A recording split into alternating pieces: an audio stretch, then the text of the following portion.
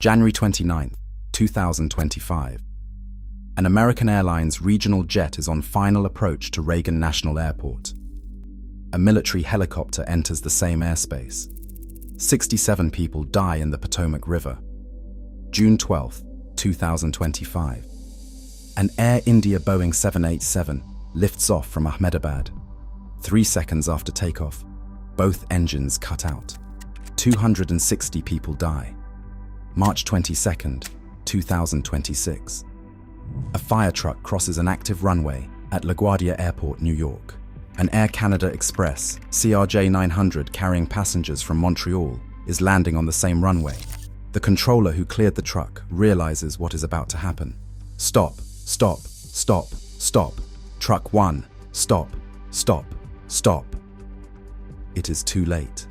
Shots 646. Shots 646. I see you collide with a vehicle. 3 disasters, 12 months. The same question every single time. How does this keep happening? By the end of this video, you will understand exactly what the ATC audio reveals about tonight's collision, why the systemic failures behind it are not new, and what 3 major aviation disasters in 12 months tells us about the state of the systems supposed to keep you safe every time you board a flight. I will tell you what is confirmed. I will tell you what is not. On this channel, that line never moves. To understand LaGuardia tonight, you need to understand what came before it. January 29, 2025. American Airlines Flight 5342, a Bombardier CRJ-900 operated by PSA Airlines, was on final approach to Ronald Reagan Washington National Airport, carrying 64 passengers and crew. A U.S. Army Black Hawk helicopter, operating under visual flight rules, entered the same corridor. The 2 aircraft collided over the Potomac River at approximately 300 feet. All 67 people aboard both aircraft were killed, the worst U.S. aviation disaster in over 2 decades, exposing serious lapses in airspace coordination. Wire News. The NTSB investigation found the FAA had knowingly permitted military helicopter routes to operate directly adjacent to final approach corridors at one of America's busiest airports. Not an accident waiting to happen, a known risk that was not fixed. June 12, 2025. AIR India, Flight 171 departed Ahmedabad, India, bound for London Gatwick. 3 seconds after takeoff, both engines' fuel control switches moved from run to cutoff. Both engines lost power simultaneously. The aircraft crashed into a medical college hostel less than 2 kilometers from the runway. NPR 260 people were killed, the deadliest aviation accident in a decade. CNN 1 passenger survived. The final investigation report has not been released. 2 disasters, 327 confirmed deaths, 2 separate investigations, 2 separate systemic failures, 1 in airspace design, 1 in operational oversight, that share one common thread: a known risk that was not adequately managed until people died. Tonight at LaGuardia, the pattern continues. Here is every confirmed fact about tonight. The aircraft was a Bombardier CRJ-900, registration CGNJZ, operated by Jazz Airlines on behalf of Air Canada Express. It was flying as Flight AC-8646, a 1-hour service from Montreal Trudeau International Airport to LaGuardia. The aircraft can accommodate up to 76 passengers. The flight departed Montreal over 2.5 hours behind its scheduled 7:59 p.m. departure, eventually pushing back at 10:35 p.m. The reason for the delay has not been officially confirmed. Flight Radar 24 confirms the aircraft touched down at LaGuardia at 11:37 p.m. Eastern Time. The aircraft first entered service in November 2005, making it a 21-year-old regional jet at the time of tonight's collision. The weather at the time of the incident was confirmed by the National Weather Service as light winds from the east with light rain, fog and mist. Arlington Cardinal visibility was reduced. Now the collision. What happened in the 60 seconds before and after 11:37 p.m. at LaGuardia is now part of the verified record.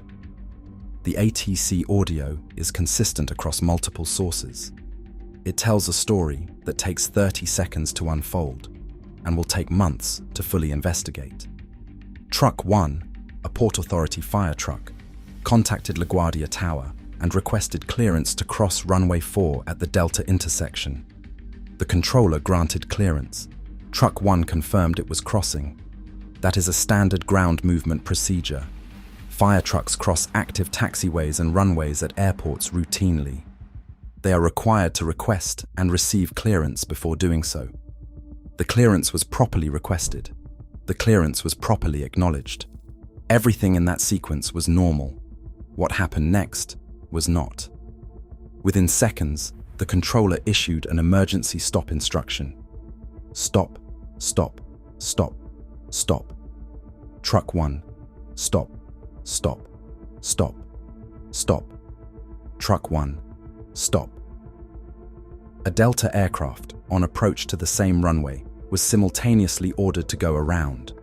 Delta 2603, go around, runway, heading 2000. Then the controller said the words that confirm impact had occurred. Shots, 646, I see you collide with a vehicle.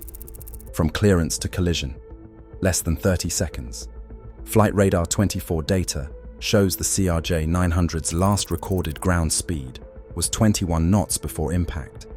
The actual speed at the moment of collision will be determined by investigators. It is almost certainly higher than the last recorded figure. Early images confirmed across multiple international outlets, including Reuters, show catastrophic damage to the nose and front fuselage of the CRJ-900. The aircraft appears to have tipped backward onto its tail section, with the cockpit area destroyed. The FDNY confirmed it responded to a plane and vehicle on runway 4 at 11:38 p.m. The NYPD confirmed the collision. The FAA issued an immediate ground stop. The NTSB confirmed it received notification. LaGuardia Airport was closed to all traffic with the ground stop extended through Monday afternoon. Now, and I want to be explicit, here is what is not confirmed. Casualty numbers. Multiple outlets are reporting between 60 and over 100 people injured. Some sources report 2 fatalities. Some report 4. One source reports all 60 passengers on board are safe, and fatalities are Port Authority officers in the fire truck. None of these figures have been officially confirmed by the Port Authority, the FAA, the FDNY, or the NTSB. One detail reported by credible aviation source John NYC on X, not yet officially confirmed, states the on-duty controller was working alone at the time, managing both ground and tower operations simultaneously, and was reportedly dealing with another emergency at the time, the very emergency the fire truck had been dispatched to respond to. A mass casualty event has been officially declared. Beyond that, I will not give you numbers that may be wrong. The moment official figures are released, I will update the pinned comment below. Here is the question every NTSB investigator will be asking tonight. How does a controller clear a fire truck to cross a runway that an aircraft is already landing on? The ATC transcript gives us half the answer. A clearance was granted. It was immediately countermanded. The countermand came too late. The window between cross 4 at Delta and stop, stop, stop was less than 30 seconds. Something changed in the controller's situational awareness in that window, and whatever changed, it changed too late to prevent the collision. If the unconfirmed John NYC detail proves accurate, that the controller was managing both ground and tower roles alone while responding to a concurrent emergency, the picture becomes clearer. Not as an excuse, but as a systemic failure of exactly the type the NTSB has been documenting since the Potomac collision. The FAA has publicly acknowledged a chronic controller staffing shortage at major US airports and stated it is on track to hire 2,000 controllers in 2026. That statement is an acknowledgement that the current workforce is insufficient for current operational demands. The NTSB identified 23 of the most serious category runway incursions in the fiscal year, ending October 2023, up from 16 the year before and 11 a decade earlier. Runway incursions at major US airports are increasing. This is confirmed data from official NTSB reporting. The Potomac investigation established a precedent that investigators will apply directly to tonight. A known systemic risk, in that case, unsafe airspace design, tonight potentially unsafe controller staffing levels that had not been adequately addressed before it produced a catastrophic outcome. This highlights the systemic risk. There is one final piece of verified historical context that makes tonight even more striking. The Aviation Safety Network's records confirm that 34 years ago today, March 22, 1992, a US Air Flight 405 stalled and crashed on takeoff from LaGuardia Airport, killing 27 occupants. LaGuardia has a long and documented history of serious incidents. Tonight adds a new chapter. The NTSB will pull the runway surveillance radar data, the ATC recordings in full, the aircraft's flight data recorder, the cockpit voice recorder, and every ground movement log from runway 4 in the 30 minutes before 11:37 p.m. They will determine exactly what the controller knew, what he was managing simultaneously, and how a clearance that ended in catastrophe was granted. That investigation will take months. But those 3 words, screamed into a radio at 11:37 p.m., already tell us one thing no investigation will change. Between cross 4 at Delta and stop, the system that is supposed to keep an aircraft and a fire truck on the same runway apart failed completely. 67 dead at the Potomac River, 260 dead at Ahmedabad, and tonight at LaGuardia, a number we do not yet know officially, but a mass casualty event confirmed at one of America's most recognizable airports. 3 disasters, 12 months, 3 different failures, airspace design, airline operational culture, controller operations, converge on one question that the aviation industry, the FAA, and every regulator responsible for keeping commercial aviation safe cannot avoid any longer. Is the system adequately resourced? Is the oversight genuine? Are the warnings being acted on before the collisions happen or after? The NTSB is at LaGuardia tonight. The FAA will face questions tomorrow. The pinned comment below will be updated the moment official casualty figures are confirmed. Do not trust any number you see right now that does not come from an official source. When the NTSB preliminary report drops, within 72 hours, Inside Aviation will cover the full forensic investigation. If you want that investigation the moment it publishes, subscribe now.